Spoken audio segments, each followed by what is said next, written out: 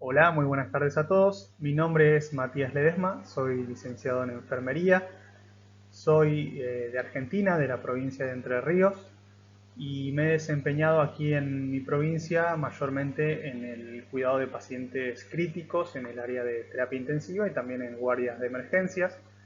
Actualmente me desempeño como docente en la Universidad Autónoma de Entre Ríos. Soy profesor universitario egresado de dicha universidad y actualmente también me encuentro próximo a finalizar mi especialidad en cuidados críticos. Me desempeño como docencia dentro del área de la metodología de la investigación y en este curso de urgencias y emergencias los voy a estar acompañando en algunas clases de los distintos módulos. Dentro de la clase que nos toca hablar hoy, vamos a estar charlando en relación a la valoración secundaria del paciente en el contexto de las urgencias y emergencias.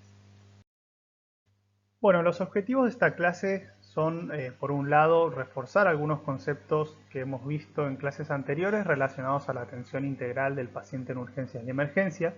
Vamos a estar recuperando aspectos centrales de la valoración primaria que ya han visto en la clase anterior con la docente Ana Bejarano. Y vamos a introducir de alguna forma la valoración secundaria como una evaluación que vamos a ver que es mucho más específica y focalizada para estos pacientes en un contexto de urgencias y emergencias clínicas. Vamos a trabajar algunas técnicas, algunos procedimientos específicos para poder realizar la valoración secundaria y vamos a tratar de articular estos contenidos que vamos a aprender junto con algunas problemáticas clínicas frecuentes. Y para comenzar, como corresponde, siempre empecemos por lo primero. Y lo primero siempre es que debemos garantizar en nuestros pacientes los signos de seguridad fisiológica. Esta es una frase que tomé de la clase que dio la docente Ana María Bejarano y que me pareció muy interesante para volver a traer a colación, porque justamente lo que vamos a tratar en todo momento, a partir de inicialmente una valoración primaria en el paciente en un contexto de urgencias y emergencias, es asegurarnos que estos signos de seguridad fisiológica están mantenidos, es decir, que estas variables básicas que permiten la vida están conservadas y pueden permitir justamente que este paciente pueda realizar sus funciones básicas para continuar viviendo. Esta valoración inicial que hacemos a nuestros pacientes puede estar realizada a partir de un algoritmo, a partir de una mnemotecnia que es el ABCDE, que es el algoritmo que recomiendan numerosas instituciones como la Asociación Americana de Emergentología o la Asociación Americana de Emergencias Prehospitalarias, que nos dicen que tenemos que valorar a nuestros pacientes siguiendo determinado orden de prioridad. En primera instancia tenemos que valorar la vía aérea con control de la columna cervical, luego hay que valorar la respiración o ventilación, luego tenemos la C de circulación, la D de estado neurológico y la E de exposición. No obstante, a esta valoración inicial se le pueden agregar algunos elementos a la hora de valorar a los pacientes, sobre todo en relación a la atención primaria en pacientes traumatizados.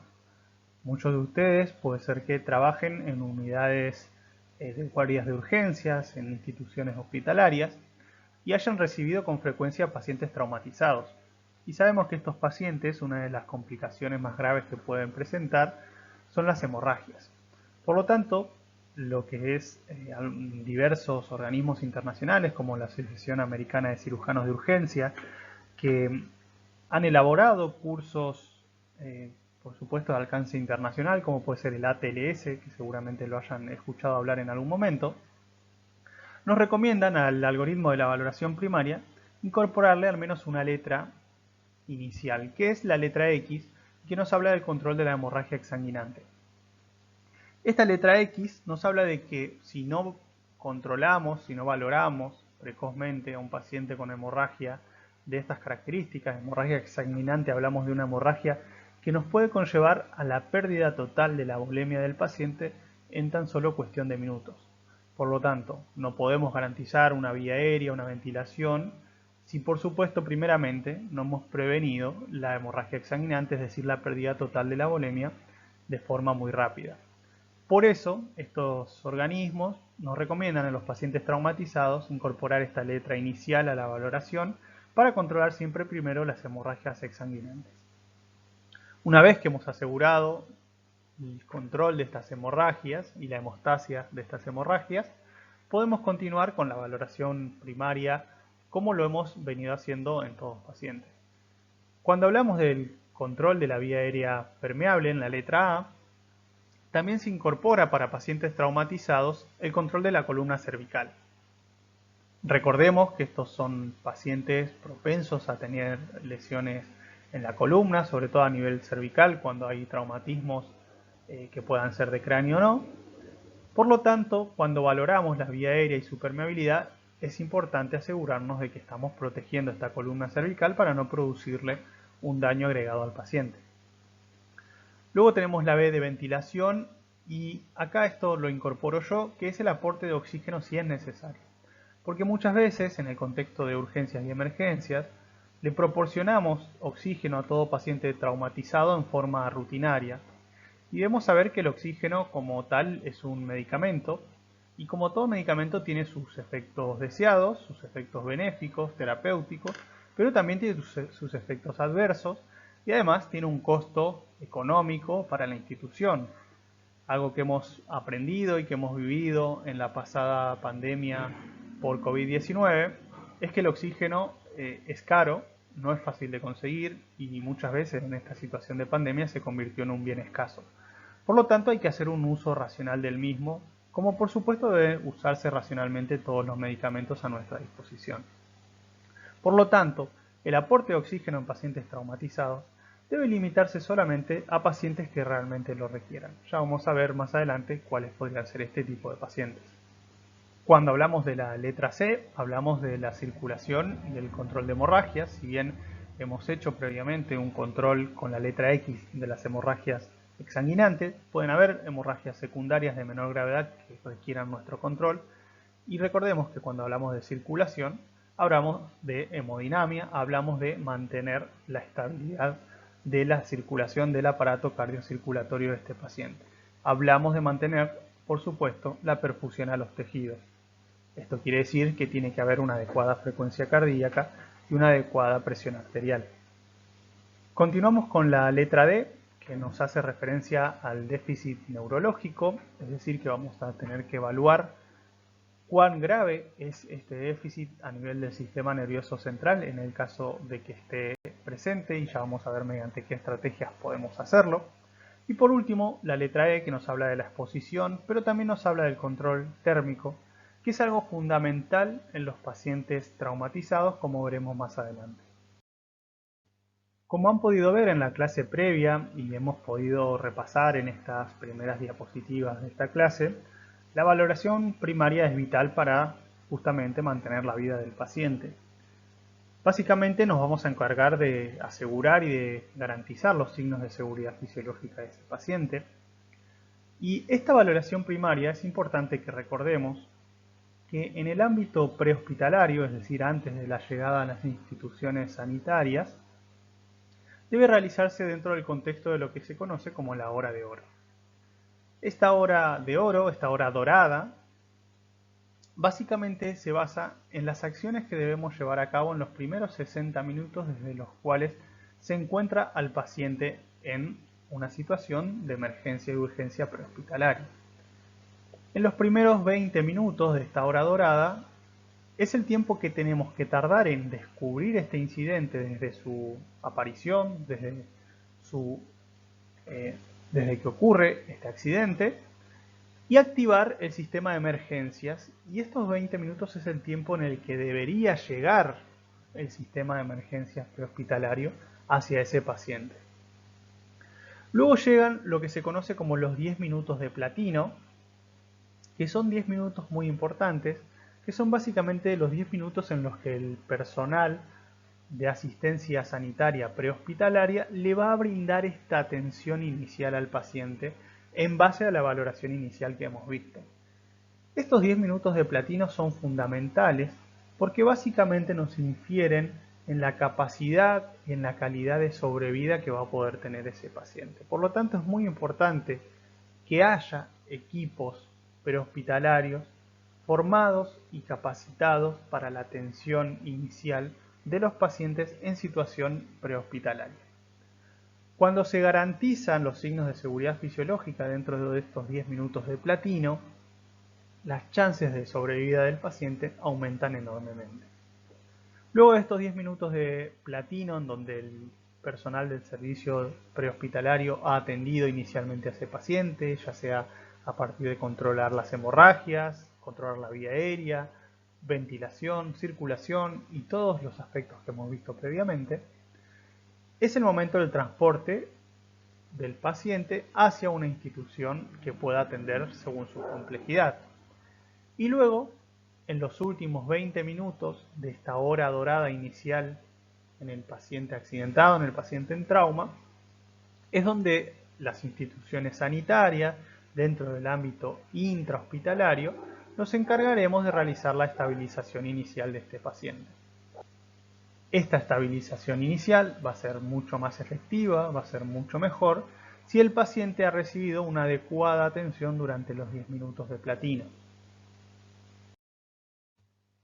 Ya en el entorno intrahospitalario, cuando hablamos de la seguridad fisiológica dentro de lo que es la valoración inicial, recordemos que en la letra A hablamos de asegurar la vía aérea y en el entorno intrahospitalario podemos hablar de asegurar definitivamente esta vía aérea, ya sea mediante la colocación de dispositivos supraglóticos como dispositivos que traspasen esta barrera anatómica y fisiológica. Dentro de los dispositivos supraglóticos tenemos lo que son las cánulas de Mayo o cánulas de Wedel, que son estos dispositivos de plástico rígido que nos permiten asegurar la permeabilidad de la vía aérea a partir de sostener el músculo de la lengua y las estructuras maxilares inferiores, evitando de esta forma la protrusión de estas estructuras y la compresión de la vía aérea, lo cual me va a asegurar que esta vía aérea pueda mantenerse permeable. En este GIF que vemos aquí podemos observar cómo es la técnica de colocación de esta cánula de Mayo o cánula de Wedel, donde se introduce siempre con la punta orientada hacia el paladar duro, hacia maxilar superior, y una vez introducida se rota para acomodarse sobre el músculo de la lengua y de esta forma evitar la protrusión del mismo y que se permeabilice la vía aérea. Estas cánulas tienen distintos tamaños que varían en función de un código de colores. Por supuesto, recordar que este código de colores también varía en función del fabricante, por lo tanto es importante conocer cuál es el fabricante de estas cánulas que tenemos a disposición en nuestra institución. Y si no conocemos este código de colores, por supuesto leer la misma cánula va a tener un relieve inscrito donde nos va a decir el tamaño de la misma y de esa forma podremos saber cuál es la cánula más pertinente para nuestro paciente. En el caso que querramos medir esta cánula para saber si va a ser pertinente para nuestro paciente o no, la medimos colocando la punta de la cánula a nivel de la comisura labial y el otro extremo de la cánula debe llegar a la altura del lóbulo de la oreja. Si llega adecuadamente, sabemos que el tamaño de esta cánula es adecuado para este tipo de paciente. Luego tenemos dentro de los dispositivos avanzados de vía aérea, pero seguimos en dispositivos supraglóticos, la máscara laríngea. Esta máscara, que también por supuesto tiene distintos tamaños y códigos de colores, nos permite permeabilizar la vía aérea en forma de introducir una cánula orofaringea, como su nombre indica, con una parte de máscara, ¿sí?, de neumotaponamiento, que lo que hace es taponar con su punta la vía esofágica, es decir, el tracto digestivo, asegurando que el aire que se infunda por esta cánula laríngea, por esta máscara laríngea, vaya directamente a la vía aérea.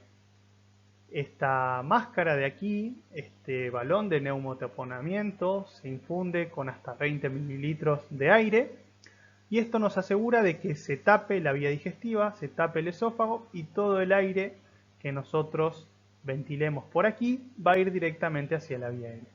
La colocación de este dispositivo requiere de que el paciente esté sedado o esté relajado o por supuesto esté inconsciente por las propias condiciones fisiológicas o fisiopatológicas que conlleven a esa condición. Y de esta forma el paciente vamos a poder asegurar de que va a estar adecuadamente ventilado. Nosotros lo vamos a tener que ventilar manualmente mediante una bolsa válvula mascarilla o bolsa de ambú como la conocemos aquí en Argentina. Y por último tenemos dentro de los dispositivos para asegurar vía aérea lo que es la vía aérea artificial definitiva o el tubo endotraqueal.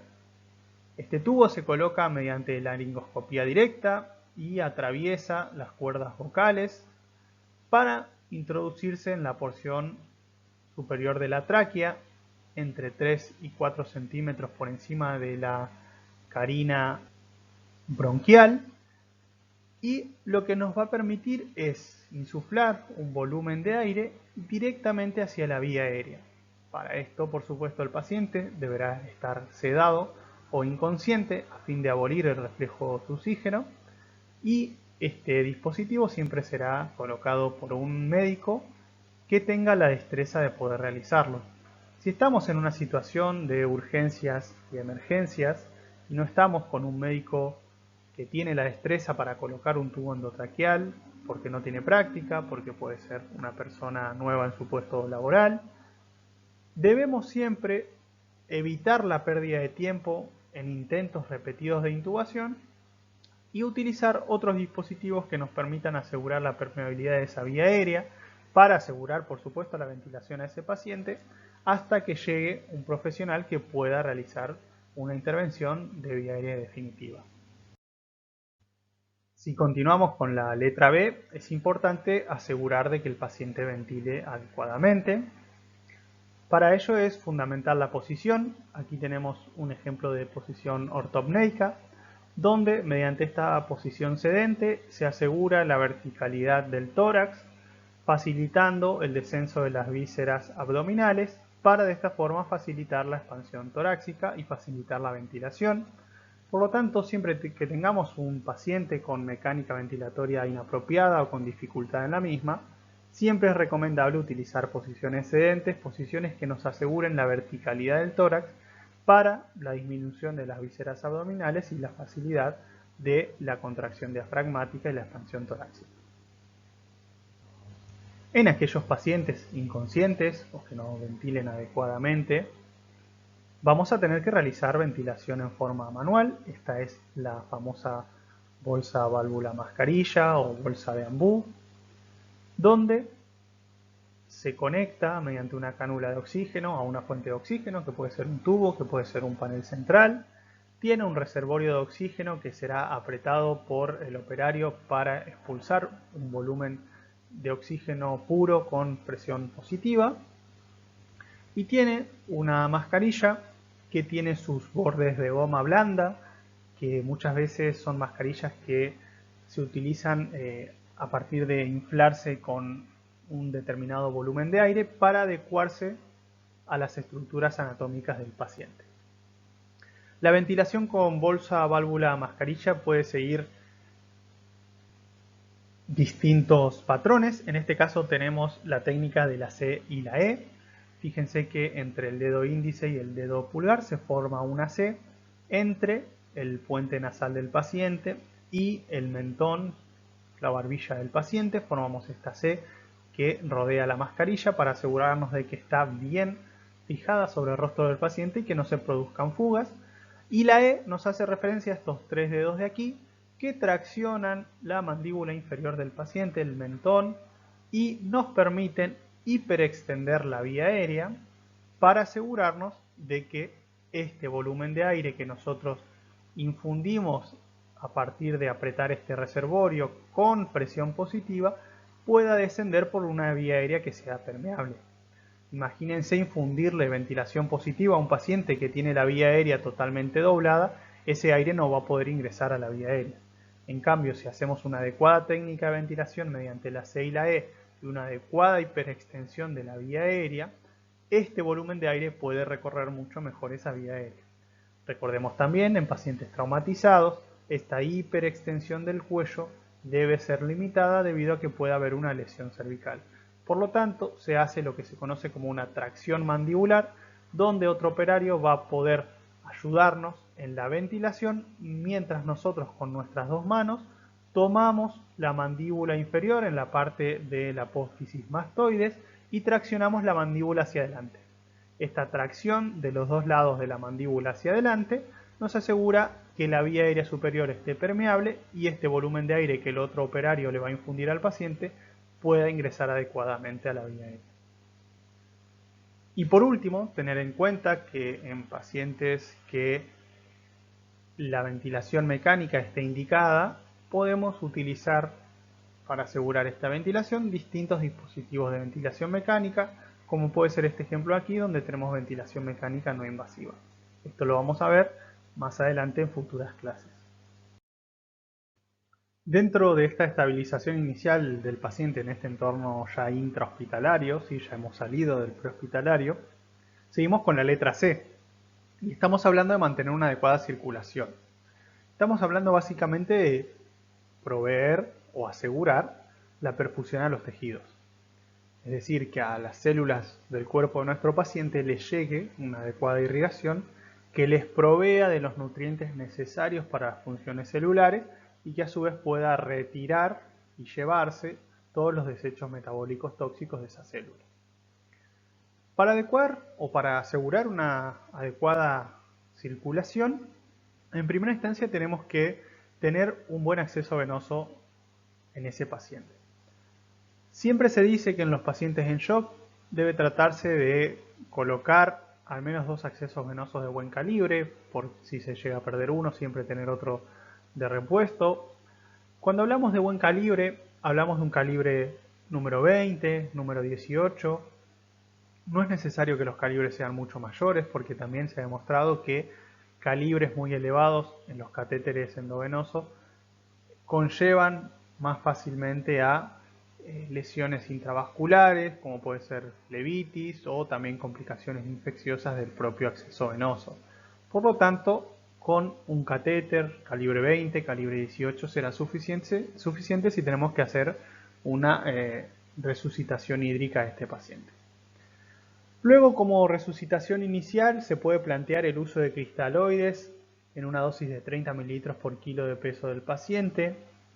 Tener en cuenta que esto va a depender, por supuesto, de la condición inicial del paciente. Si este paciente está en shock, está hipovolémico, podemos pensar en esta administración de un bolo inicial de 30 mililitros kilo por peso del paciente.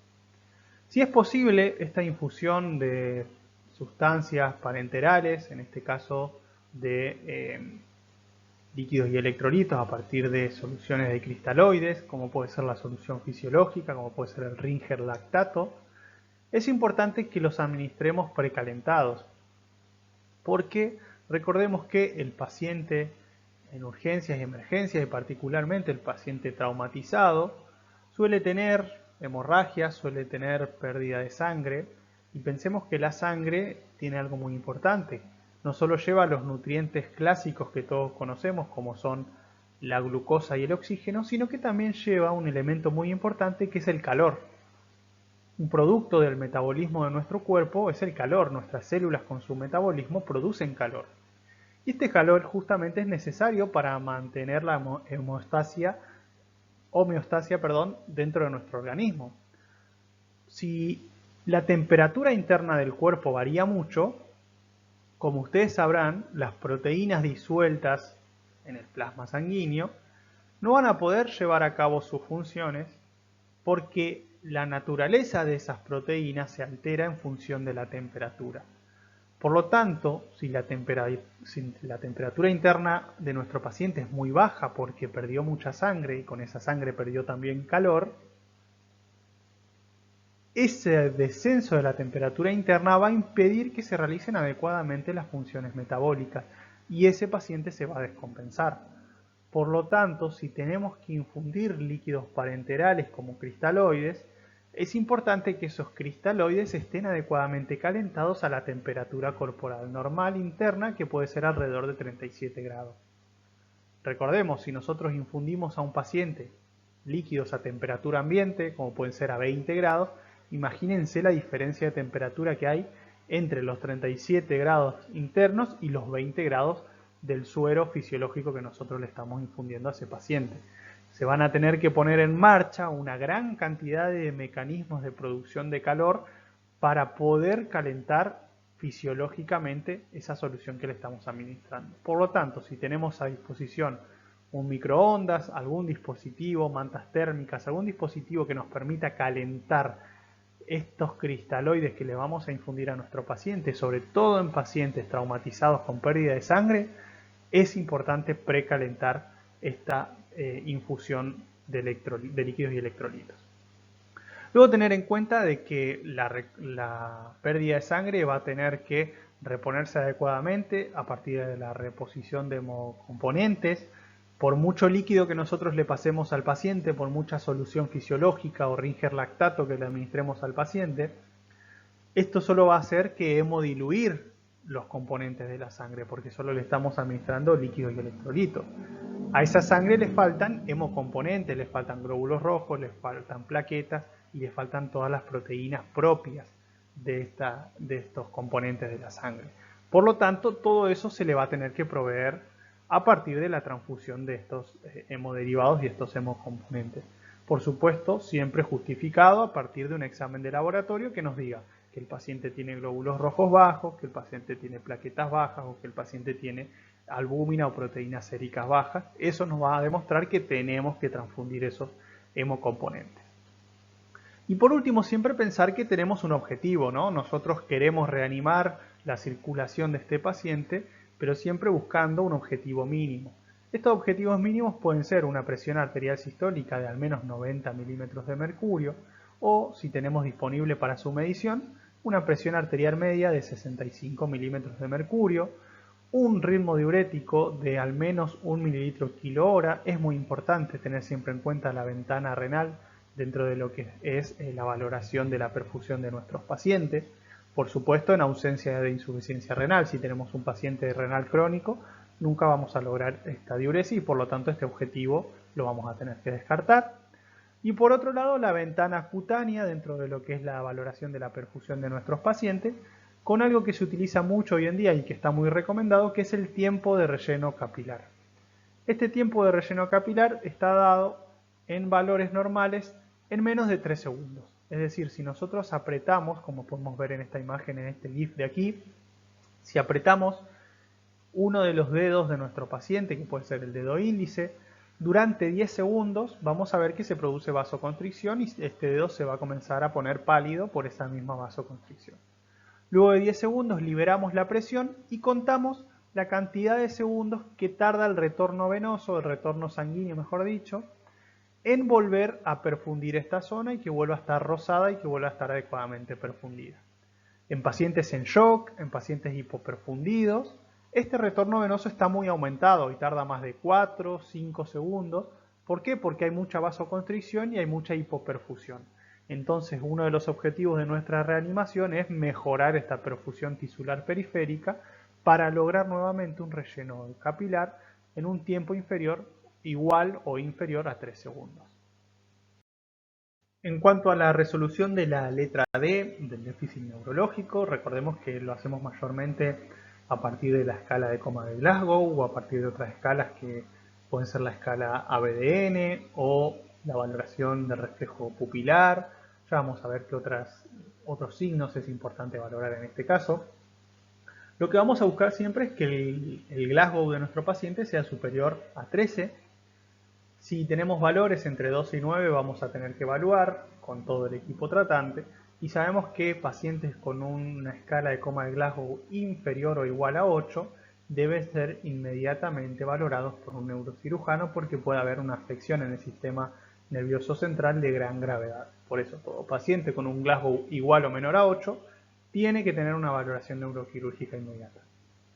Vamos a valorar también que haya un reflejo fotomotor conservado en forma bilateral. Esto quiere decir que iluminamos las pupilas de nuestro paciente y deben contraerse adecuadamente con la luz ambas pupilas y en la misma velocidad y capacidad. Y en el caso de que el paciente requiera ser sedado por alguna causa extraneurológica, siempre valorar adecuadamente este estado de sedación.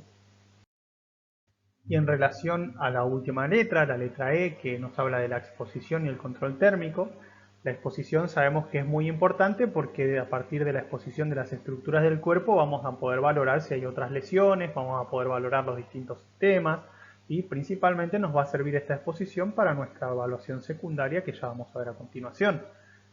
Pero también el control térmico nos habla de mantener adecuadamente la temperatura corporal, es decir, lograr una temperatura mayor a 36 grados o en el caso de pacientes febriles inferior a 38 grados. Sabemos que en afecciones del sistema nervioso central, por lesión directa del centro termorregulador, se produce una hipertermia descontrolada porque se destruyen estos mecanismos termorreguladores y estos pacientes presentan una fiebre elevada, una hipertermia superior a 38 grados, que no cede fácilmente con medicación porque justamente no hay sustancias pirógenas dando vueltas, no hay una infección que nos produzca esta fiebre. Justamente esta fiebre es producida por una lesión directa en el sistema nervioso central. Por lo tanto, a estos pacientes vamos a tener que hacerle método físico para ayudar a reducir esta temperatura y mantenerla dentro de este rango de valores normal.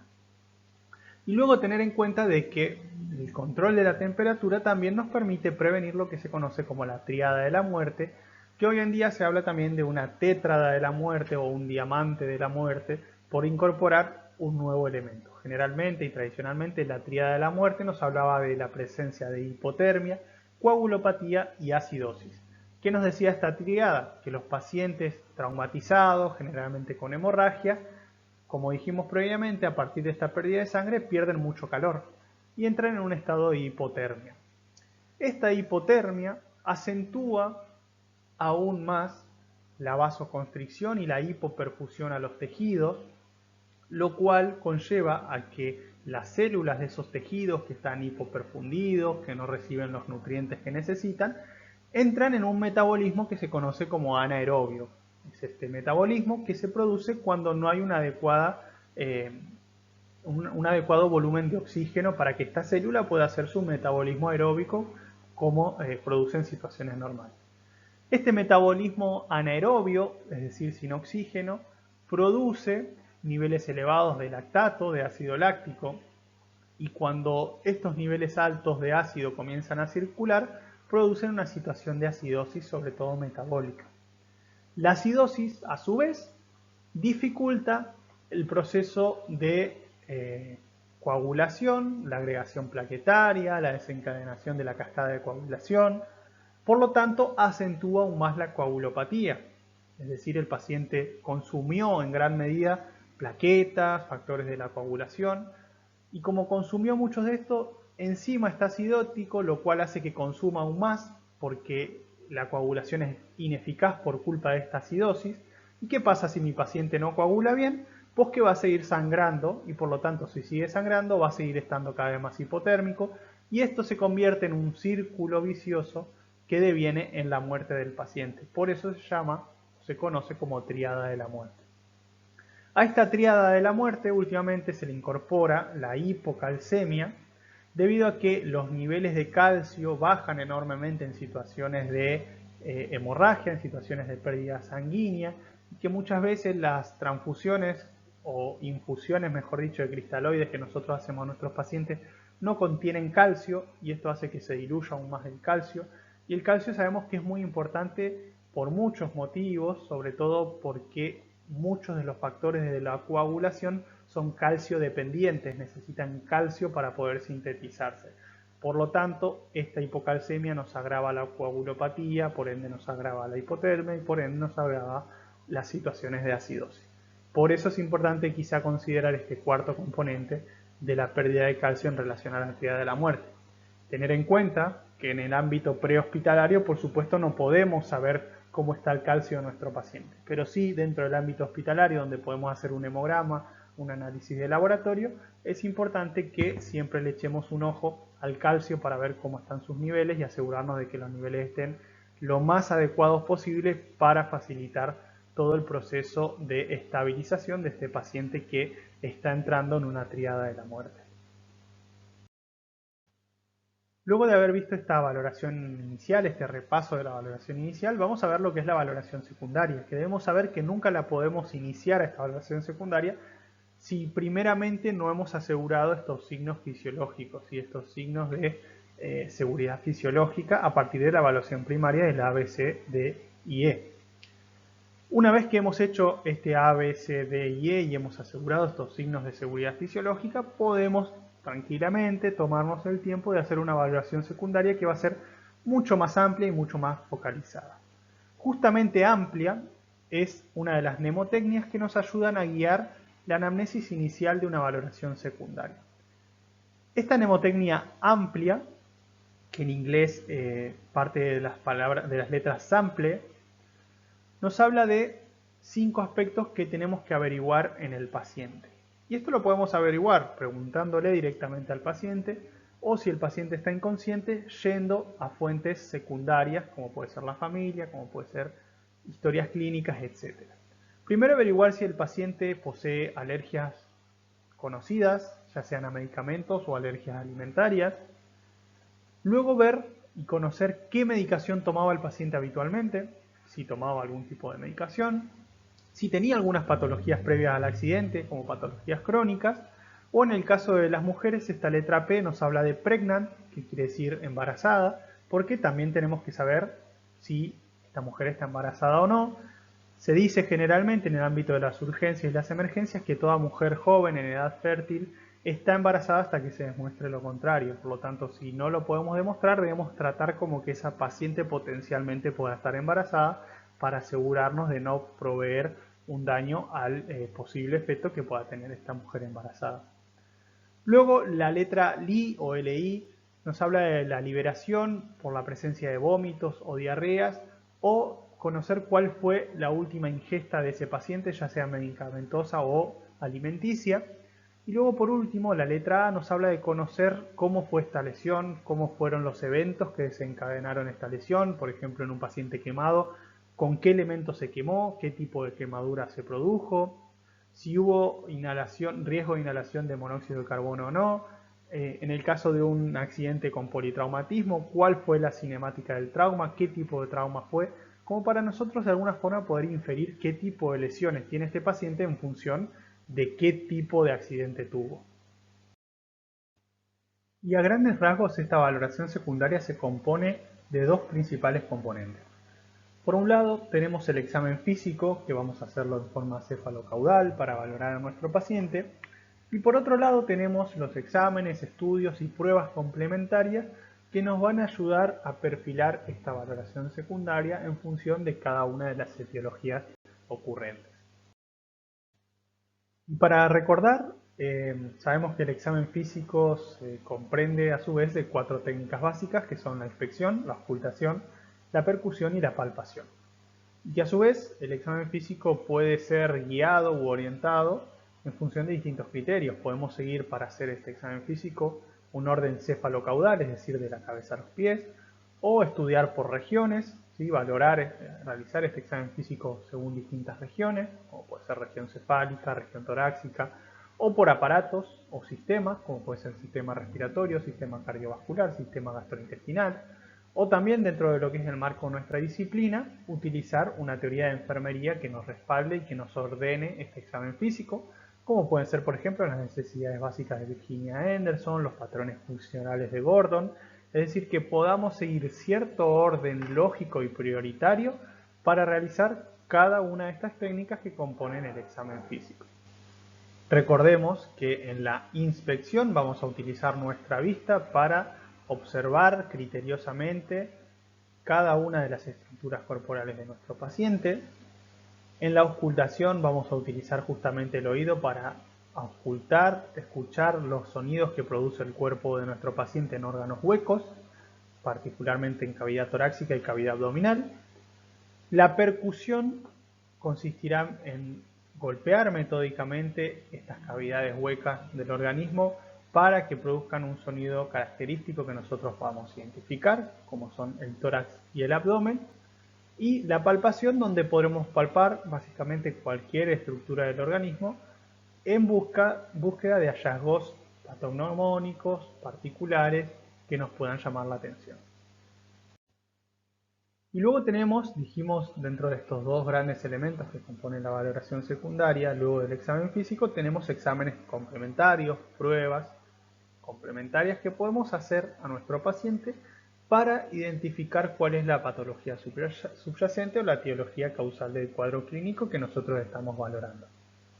Podemos utilizar pruebas o escalas adicionales que son de gran utilidad porque nos permiten valorar rápidamente y eficazmente distintos sistemas y signos característicos de algunas patologías y que además son escalas, son pruebas que están validadas por numerosos estudios y que tienen una gran fiabilidad a la hora de ser aplicadas y que además son muy prácticas y muy fáciles de ser llevadas a cabo y que muchas veces no conllevan un costo económico agregado y que por eso es muy importante y muy interesante conocerlas. Ya las vamos a ver más adelante.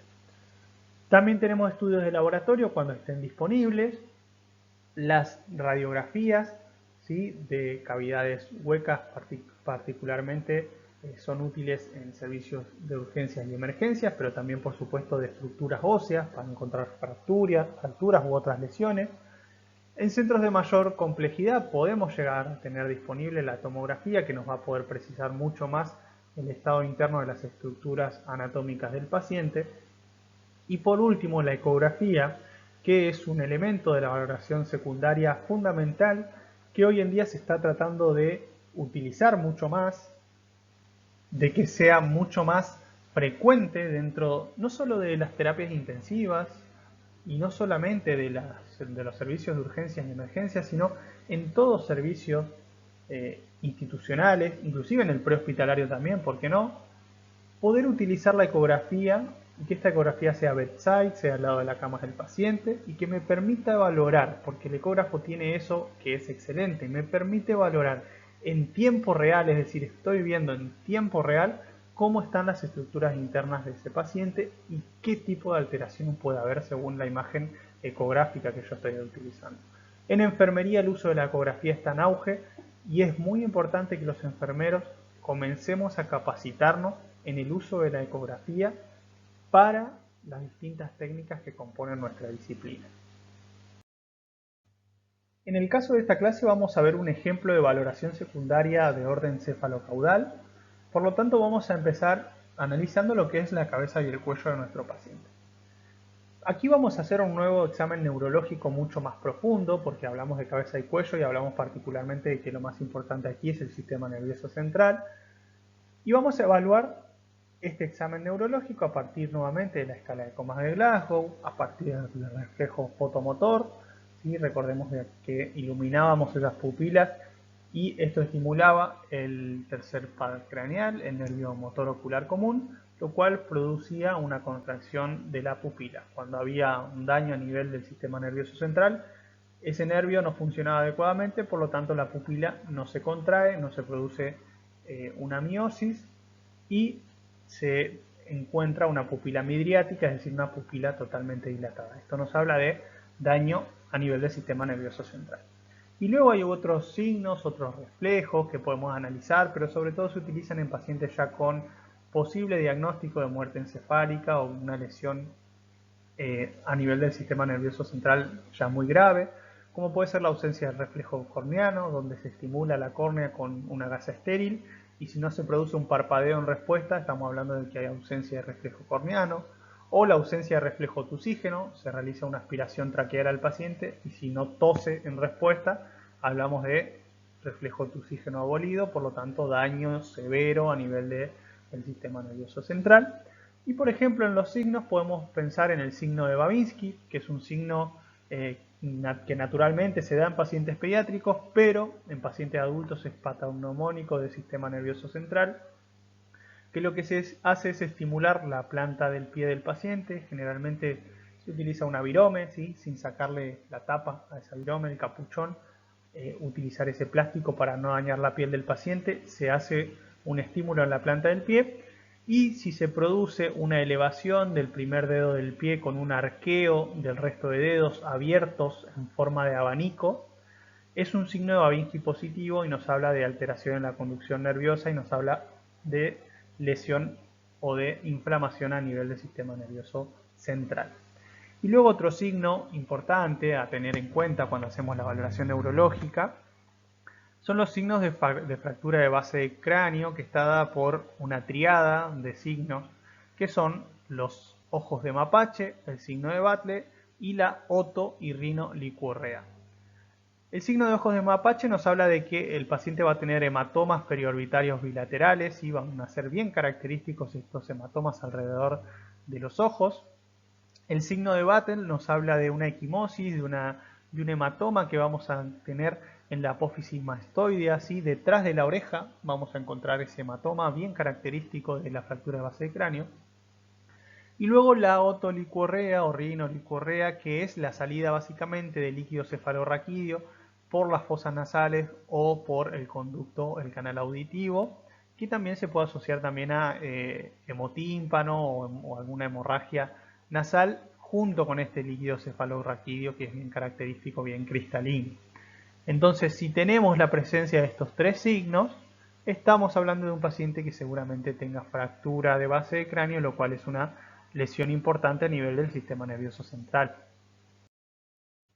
Y dentro de lo que es esta valoración cefalocaudal del sistema neurológico, es importante recordar lo que dijimos previamente, ¿sí? Todo paciente al que le realizamos la escala de Coleman de Glasgow y tiene un Glasgow igual o menor a 8, es un paciente que tiene que urgentemente ser valorado por el servicio de neurocirugía y realizársele una tomografía axial computada de cráneo para evaluar las estructuras del sistema nervioso central. Si en la institución en la que recibimos este paciente no tenemos disponible esta complejidad, deberá ser trasladado a un centro de atención de mayor complejidad para que se puedan realizar estos estudios. Cuando valoramos una tomografía axial computada, estas imágenes en color grisáceo que vemos aquí es todo lo que es el parénquima cerebral, esto para una tomografía de cráneo por supuesto. Todo lo que veamos más oscuro generalmente será presencia de líquido, aquí podemos ver los ventrículos, y aquel color gris que sea más oscuro, como este que vemos aquí, que es claramente más oscuro, nos puede hablar de isquemia, es decir, de disminución del flujo sanguíneo y muerte de tejido cerebral. Y por otro lado, cuando veamos algo de un color mucho más blanquecino, vamos a estar hablando de presencia de sangre o de hemorragias o hematomas intracerebrales, ¿sí? Como pueden ser hemorragias intraparenquimatosas, como focos hemáticos aislados dentro del parénquima cerebral, o lo que son las hemorragias subaracnoideas, que se asocian siempre a estar cercanas a la calota craneana y que adoptan la forma de la misma, o los dos hematomas más frecuentes, que son el hematoma epidural y el subdural. El subdural es mucho más frecuente, tiene forma de media luna y es claramente visible en esta forma bicóncava. Y el hematoma epidural, que es menos frecuente que el subdural, tiene esta forma biconvexa, ¿sí? Donde se observa esta hemorragia. Por supuesto, en enfermería no es necesario que pueda diagnosticar una hemorragia o qué tipo de hemorragia tiene el paciente, pero es importante, por ejemplo, si llevamos a un paciente a la tomografía, saber más o menos cuándo ese paciente tiene una isquemia cerebral o cuándo ese paciente tiene un sangrado cerebral. Ya descendiendo en lo que es la valoración cefalocaudal, seguimos valorando cabeza y cuello. Esta vez nos vamos a centrar un poquito más en lo que es cuello y columna cervical. Busquemos en la inspección presencia de lesiones, de edema, de hematomas, cómo están esas estructuras maxilofaciales, si hay algún tipo de lesión que impida la movilidad de las mismas. Particularmente en el cuello es importante que la columna cervical esté adecuadamente protegida, preguntar al paciente si puede mover el cuello y si le duele cuando moviliza el cuello, debido a que esto nos estaría hablando de lesión a nivel de la columna cervical. En el caso de que haya crepitación laríngea, es decir, que haya enfisema subcutáneo que sea crepitante al tacto, nos puede hablar de una fractura laríngea con fuga de aire hacia el espacio intersticial de la laringe. Esto es algo muy característico, vamos a ver ese cuello hinchado y crepitante al tacto, ¿sí? Nos habla de una fractura por traumatismo laringio. Es importante siempre palpar y auscultar a nivel carotidio, un adecuado latido carotidio. Y en el caso de pacientes cardiológicos o con alteraciones a nivel torácico, podemos llegar a encontrar en la inspección del cuello lo que es la ingurgitación yugular que nos habla de esta dilatación de la vena yugular externa, que está dada generalmente en pacientes con insuficiencia cardíaca o en pacientes que tienen un aumento de la presión intratorácica, como puede ser un neumotórax a tensión, que no disminuye el retorno venoso de las estructuras de la cabeza hacia el corazón, y esto hace que se dilate justamente esta vena yugular externa y podamos ver esta ingurgitación yugular. Entonces aquí en estos pacientes sospechamos alguna patología como insuficiencia cardíaca o algún aumento de la presión intratorácica por alguna lesión aguda. En el tórax es importante que siempre de rutina en todos los pacientes podamos hacer un buen examen físico. La auscultación es fundamental para enfermería en el tórax. Auscultar adecuadamente del murmullo vesicular a nivel pulmonar para ver si hay algún ruido agregado que nos pueda inferir presencia de secreciones, sibilancias que nos puedan hablar de broncoespasmo, cualquier tipo de alteración en la entrada y salida de aire. También es importante palpar, percutir, inspeccionar el tórax para ver si es simétrico a la hora de expandirse, ver si hay una adecuada entrada bilateral de aire y por supuesto ver cómo se expande este tórax en relación también a su amplitud. Si hay una disminución en la amplitud de la expansión torácica, podemos hablar de que haya alguna lesión costal o alguna lesión que produzca dolor en la inspiración al paciente y que por eso se reduzca esta amplitud. Y después, cuando tengamos disponibles exámenes complementarios, como puede ser una radiografía de tórax, poder valorar qué es lo que nos puede suceder con este tórax. Aquí tenemos tres alteraciones distintas en estas tres radiografías. Aquí vemos un foco neumónico, que nos puede estar hablando de una consolidación pulmonar, ¿sí? Paciente que quizás pueda tener fiebre, dificultad respiratoria, ¿sí? Signos de infección. Aquí tenemos claramente un foco neumónico en la radiografía de tórax, un paciente que va a requerir seguramente tratamiento antibiótico. Acá tenemos otro ejemplo distinto. Fíjense cómo aquí tenemos totalmente velado. El pulmón tiene que verse oscurito, con trama pulmonar, para nosotros saber de que hay aire y hay vasos sanguíneos, ¿no? Acá fíjense que no tenemos ni aire ni vasos sanguíneos, vemos todo blanquecino y esto nos habla de un derrame pleural. Todo esto de acá es líquido que se ha derramado al espacio pleural y que nos reduce la capacidad vital funcional de este pulmón y por ende debe ser drenado mediante punción torácica, este derrame pleural.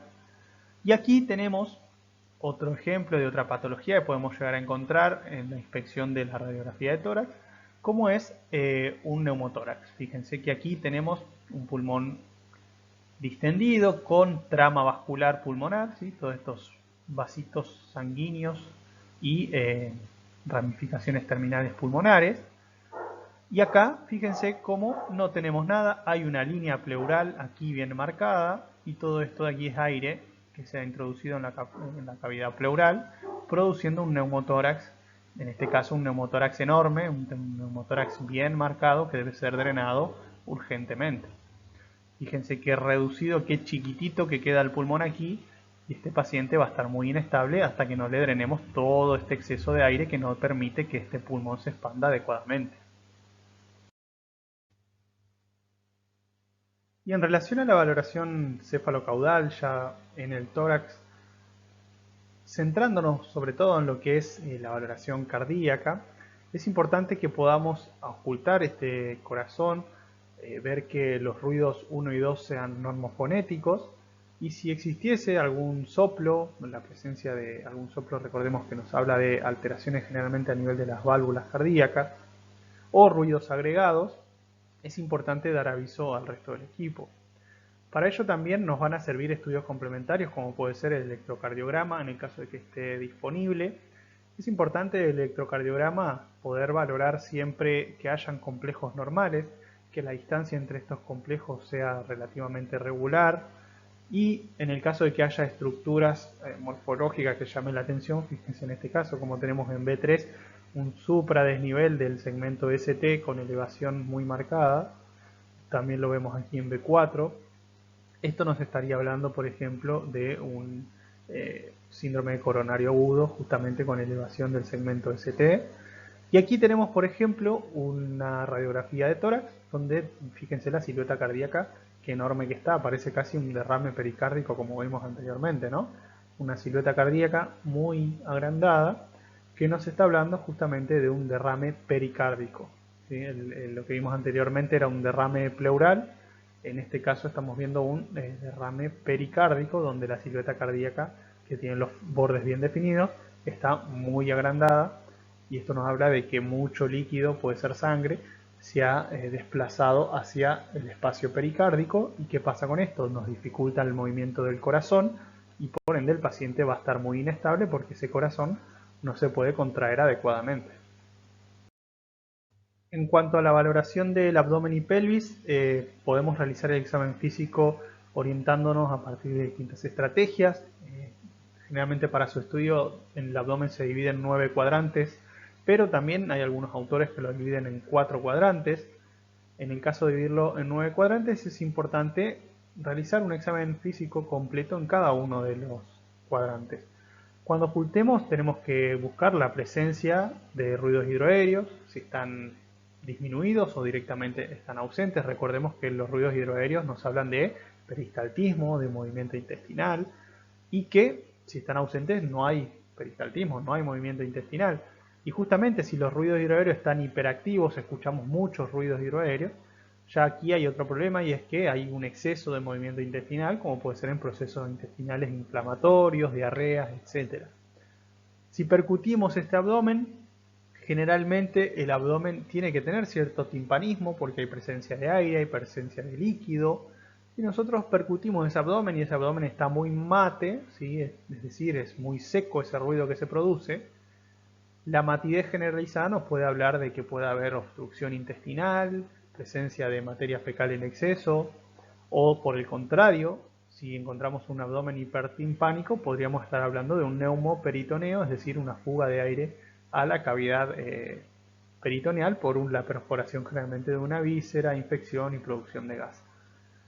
A nivel de la palpación, es importante en el abdomen, en cada uno de estos cuadrantes, palpar y ver si este abdomen está tenso y rígido o si a la vez es blando, depresible e indoloro. Recordemos, el abdomen al palparlo debe ser indoloro para el paciente.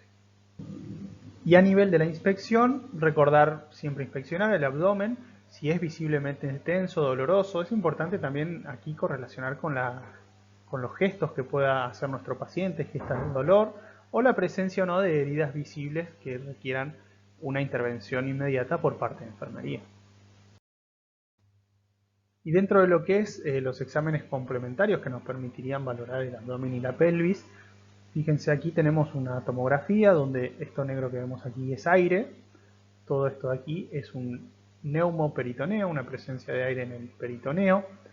Por el contrario, lo que visualizamos aquí es sangre, un color un poquito más grisáceo. Y toda esta sangre está ubicada en el espacio peritoneal, lo cual nos comprime las vísceras abdominales y además, por supuesto, implica una pérdida sanguínea importante.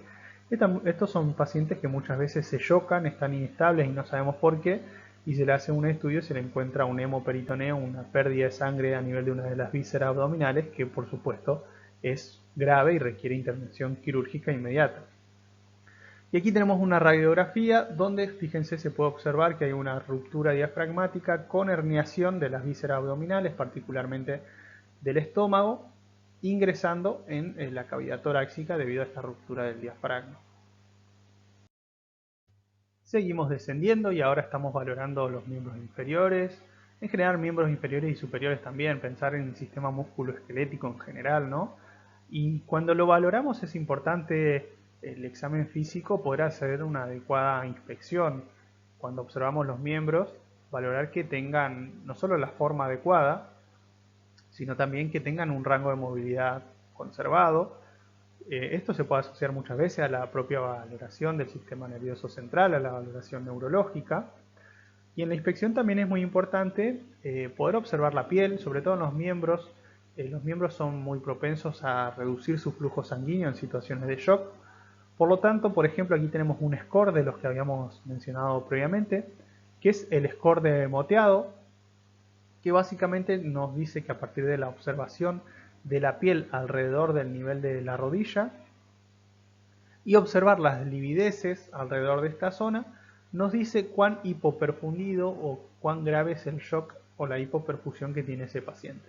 Por lo tanto, si las livideces, ¿sí? Si la vasoconstricción es solamente A nivel de la rodilla hablamos de un score de moteado punto 1, es decir, en nivel 1, y conforme va creciendo, que ya se hace, fíjense en esta imagen, ¿no? Un score generalizado, ¿sí? Que ocupa gran parte del miembro inferior. Ya hablamos de que aquí hay una hipoperfusión marcada, este paciente está totalmente en shock, ¿sí? Está sus tejidos muy hipoperfundidos y por lo tanto hay que hacer una adecuada reanimación. Y luego tenemos, como les decía previamente, un elemento que se ha introducido en los últimos años y ha venido seguramente para quedarse, porque justamente es relativamente económico si se dispone del aparato, requiere por supuesto la inversión inicial de tener el aparato, pero una vez que se tiene el ecógrafo, es accesible, es fácil de utilizar, es totalmente seguro para el paciente y además nos permite ver la realidad de lo que está sucediendo con ese paciente en tiempo totalmente real y en el momento en el que están sucediendo las cosas. Dentro de la bibliografía que les dejamos para la lectura de esta clase van a encontrar lo que es el protocolo EcoFast, que es un protocolo que básicamente nos permite valorar algunas ventanas y algunos cuadrantes, particularmente abdominales, pero también pulmonares, para encontrar algunas de las problemáticas o alteraciones más frecuentes en el paciente en un servicio de urgencias y emergencias. Por lo tanto, el protocolo EcoFast, si ustedes trabajan en servicios de urgencias y de emergencia y reciben pacientes traumatizados o no, y tienen un ecógrafo disponible, sería muy interesante que puedan empezar a aplicarlo. Si ya lo aplican, sería excelente que puedan enfermería participar también activamente de este protocolo, porque realmente es accesible y no requiere de unos conocimientos demasiado profundos. Por supuesto vamos a tener que estudiar y practicar mucho, pero es totalmente accesible y es muy útil para enfermería. Dentro de las posibles ventanas que podemos observar en este protocolo, que como les decimos generalmente es en contexto de trauma y que lo que nos busca es ayudar a descartar taponamiento cardíaco, neumotórax, hemorragias ocultas. Vieron que dijimos que las hemorragias abdominales generalmente son silenciosas y muy graves. Tenemos una primera ventana que puede ser la ventana subsifoidea. Esta ventana subsifoidea nos va a permitir descartar el derrame pericárdico. Se va a colocar el ecógrafo debajo del apéndice sifoide del paciente con un ligero tilting quiere decir inclinación hacia arriba, buscando ver esto justamente, ¿no? Las 4 cámaras cardíacas. Aquí tenemos ventrículo derecho, aurícula derecha, ventrículo izquierda, aurícula izquierda, y todo lo que rodea al corazón sabemos que es pericardio. Si nosotros vemos este corazón así, vemos que es un corazón totalmente normal y que no hay ninguna alteración, al menos en el pericardio. ¿Qué pasa si yo hago esto y veo este corazón que tenemos aquí? Fíjense que tenemos los ventrículos, aurículas, pero aquí tenemos algo negro que no tendría que estar y que justamente está ocupando el espacio que tendría que tener este pericardio. Aquí abajo tendríamos el hígado. Y esto negro, recuerden en ecografía todo lo que se ve negro es ecogénico y nos habla generalmente de presencia de líquido. Así que esto que vemos acá es líquido libre en el pericardio. Encontramos ahora mismo en este paciente un derrame pericárdico. Ya hemos visto la primera ventana que nos permitía ver el derrame pericárdico. Ahora vamos a ver una segunda ventana que nos va a permitir ver tanto el diafragma como el espacio de Morrison, que es una cavidad virtual en el abdomen. Se va a utilizar el cuadrante superior derecho, nos vamos a situar en la línea axilar anterior derecha y aquí vamos a visualizar esto que tenemos aquí en una situación normal, donde tenemos el diafragma, esta línea más blanquecina, todo lo que vemos acá detrás del diafragma es el parénquima pulmonar y lo que vemos por adelante o por debajo, mejor dicho, del diafragma es todo lo que es cavidad abdominal. Aquí tenemos bien marcado el riñón derecho, el hígado, que es un órgano muy grande, con las venas hepáticas. Y entre el riñón y el hígado tenemos este espacio virtual, que en situaciones normales no tiene que tener nada, que es el espacio de Morrison. ¿Qué pasa en situaciones patológicas? Donde hay un líquido libre en la bolsa de Morrison. Fíjese, tenemos riñón, hígado, y acá antes no veíamos nada, y acá de repente estamos viendo algo negro, y dijimos que lo negro era líquido. Por lo tanto, acá hay líquido libre en la bolsa de Morrison, por lo tanto, este paciente va a tener que ser valorado por un cirujano y ver qué tipo de líquido es, puede ser sangre, puede ser simplemente líquido, pero tiene que ser evaluado. Y acá lo otro que podemos encontrar es, vimos el diafragma en situación normal, ¿sí? Diafragma, parénquima pulmonar, todo de color gris, pero acá debajo del diafragma, fíjense que encontramos un problema y es que no hay parénquima pulmonar, sino que tenemos negro, que dijimos que podía ser líquido, así que acá debajo del diafragma, donde tendría que estar el pulmón, encontramos líquido, encontramos un derrame pleural. Ahora nos vamos al otro lado y nos vamos a la ventana del cuadrante superior izquierdo, ¿sí? Nos vamos a ir a la línea axilar anterior izquierda y en este caso vamos a buscar un espacio virtual parecido al Morrison, que es el espacio esplenorenal, que es entre el vaso y el riñón. El riñón es fácil de ubicar, el vaso quizá no tanto. Y acá pasa lo mismo que lo que vimos anteriormente con el Morrison, ¿no? Esto es un espacio virtual, no tiene que haber nada acá en el medio. Pero en situaciones patológicas puede haber acumulación de sangre, de líquidos, y esto lo vamos a ver inflado y negro, que nos va a estar marcando esta situación patológica. Y luego a este protocolo ECOFAST se le añadió una quinta y última ventana, que es particularmente torácica. Hasta ahora lo que hemos visto ha sido mayormente abdominal, en este caso ya entramos particularmente a querer ver el parénquima pulmonar. En esta ventana torácica el transductor se colocará a nivel de la línea axilar media sobre ya lo que es la superficie pulmonar y vamos a visualizar desde nuestro ecógrafo las sombras de las costillas. Fíjense que estas costillas producen sombra porque son totalmente anecoicas, y lo que vemos aquí es la línea pleural bien marcada en un color más claro, el tejido de la piel, y todo lo que tenemos aquí es, mejor dicho, el parénquima pulmonar. ¿Qué es lo que vamos a hacer particularmente con esto? Se coloca el modo M, que es un modo particular del ecógrafo, donde vamos a buscar apuntar bien sobre este espacio que se visualiza bien entre las dos sombras costales, que es justamente el parénquima pulmonar, y vamos a buscar el signo de el mar y la arena. Este signo de mar y arena es el signo que nos habla de un pulmón normal, ¿sí? Fíjense que se le llama el signo de la playa porque parece la imagen de una playa, ¿no? Tenemos la arena, las olas del mar y el cielo, ¿sí? Todo dividido por esta línea pleural. Esto es un pulmón totalmente normal. Pero, ¿qué pasa realmente? Si en este modo M nosotros no tenemos este signo del mar y la playa, ¿sí? Fíjense, arena, olas del mar, cielo, aquí no hay ningún tipo de alteración, un pulmón normal, pero si nosotros en el modo M no vemos esta playa, sino que vemos lo que se dice como código de barras, son todo líneas y la arena y el mar no se ve bien, sino que son todos líneas, nada claras, sobre todo esta parte de acá, que es el parénquima pulmonar, está totalmente lleno de líneas, nos habla de neumotórax. Por lo tanto, es un signo de neumotórax, es una forma de identificar rápidamente el neumotórax, la ausencia de este signo de la playa y la presencia de este signo de código de barras. Dentro de la enorme utilidad que tiene la ecografía en la valoración de pacientes críticos y en la valoración de pacientes en general, tanto en urgencias y emergencias como en situaciones más rutinarias, podemos utilizar el ecógrafo para valorar la vena cava inferior de nuestros pacientes.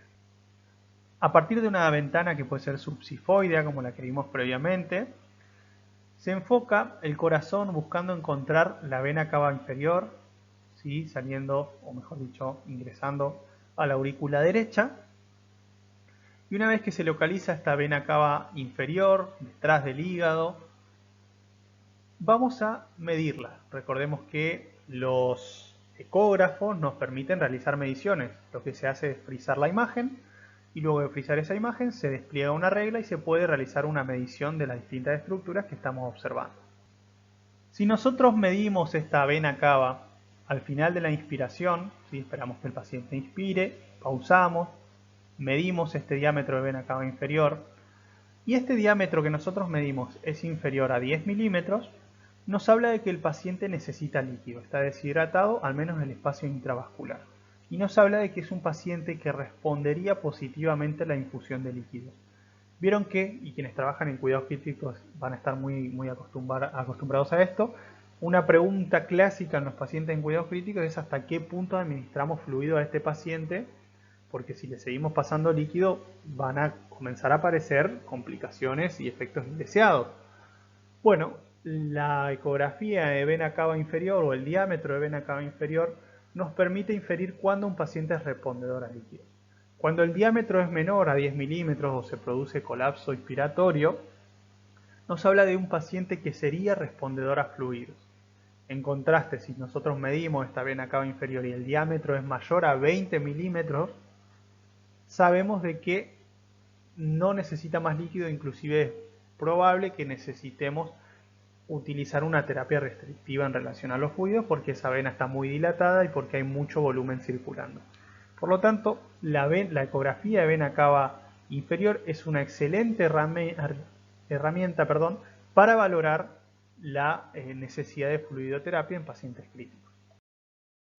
Seguramente todo esto que hemos visto de ecografía les puede parecer complejo o de alguna forma quizás muy rebuscado, pero realmente la recomendación es que si tienen disponible un ecógrafo o pueden gestionar la compra de un ecógrafo para sus unidades, ya sea de cuidados críticos, de guardia de emergencia o inclusive salas de internación, es realmente útil para muchos aspectos de la práctica diaria de enfermería, no solo para valorar, como estamos viendo ahora en la relación a la valoración secundaria, sino también para acciones básicas de enfermería, como puede ser, por ejemplo, colocar un catéter venoso periférico. Nos es de enorme utilidad para saber dónde está el vaso sanguíneo y dónde debemos colocar el catéter, o para valorar, por ejemplo, la vejiga, para saber si hay una distensión abdominal por un globo vesical. Es de enorme utilidad poder conocer el uso del ecógrafo, y seguramente a partir de esta clase no les va a quedar muy en claro cómo utilizarlo, para nada, porque no lo hemos abordado en profundidad. Espero que las lecturas que les dejamos les sean de utilidad y les recomiendo enfáticamente ver videos en YouTube, en otras plataformas, sobre cómo se realiza, cómo iniciarse a la ecografía básicamente, cómo se realizan las técnicas más básicas de ecografía. Hay muchos videos y viéndolo en un video es mucho más interactivo y mucho más fácil de comprender. Así que desde ya los animo y les recomiendo que puedan trabajar al respecto en relación a la ecografía, porque de verdad que es una herramienta que es de mucha utilidad para nuestra profesión. Bien, hablando de otros exámenes complementarios que podemos realizar a nuestro paciente, y ya para ir finalizando esta clase, recordemos los resultados de análisis de laboratorio. ¿Sí? Aquí tienen algunos de los valores normales de los distintos exámenes de laboratorio más frecuentes, sobre todo particularmente del hemograma. Es importante siempre saber valorar la gasometría arterial. Aquí tenemos los valores de referencia de una gasometría arterial normal. Esto siempre ténganlo presente.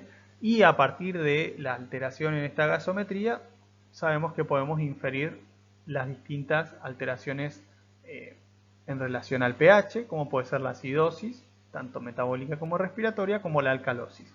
Aquí tienen cuál es la alteración primaria, cuál es el mecanismo de compensación y cómo se comporta el equilibrio de bases, así que pueden luego pausar esta diapositiva y verlo con más profundidad y estudiarlo con más profundidad, porque es algo que es importante que enfermería pueda interpretar adecuadamente.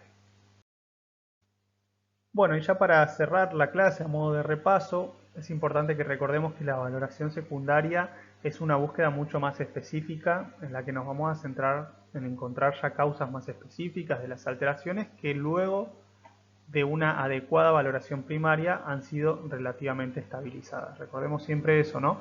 Es importante que estabilicemos al paciente con una buena valoración primaria, que aseguremos los signos de seguridad fisiológica a partir de una valoración primaria, para luego saber que podemos y que es seguro para el paciente realizar una valoración secundaria que lleva mucho más tiempo y que es mucho más pausada y mucho más detenida. Esta valoración secundaria, por supuesto, tampoco tiene que retrasar el tratamiento oportuno del paciente. Si nosotros detectamos una alteración que requiere, por ejemplo, una intervención quirúrgica, debe inmediatamente realizarse esa intervención quirúrgica, más allá de que aún no hayamos podido completar nuestra valoración secundaria. Siempre priorizar mantener los signos fisiológicos básicos, que son la circulación y la ventilación. Ese paciente tiene que, recordemos esos objetivos, ¿no?